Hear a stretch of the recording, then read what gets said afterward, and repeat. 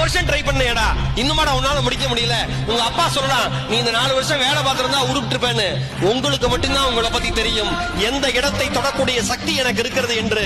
சில வெற்றிக்கு சில காலங்கள் எடுத்துக்கொள்ளும், சில வெற்றிக்கு சில காலம் வேணும். இன்னைக்கு ஈரோடு மகேஷுடைய பேச்சு இன்னைக்கு இவ்வளவு தூரம் உட்கார்ந்து கேட்கறாங்கன்னா, எனக்கு பின்னாடி 15 ஆண்டு கால உழைப்பு இருக்கு, 15 ஆண்டு கால அவமானம் இருக்கு, 15 ஆண்டு கால விமர்சனம் இருக்கு. அதையெல்லாம் தாண்டி மட்டும்தான் ஒரு மனுஷன் ஜெயிக்க முடியும்.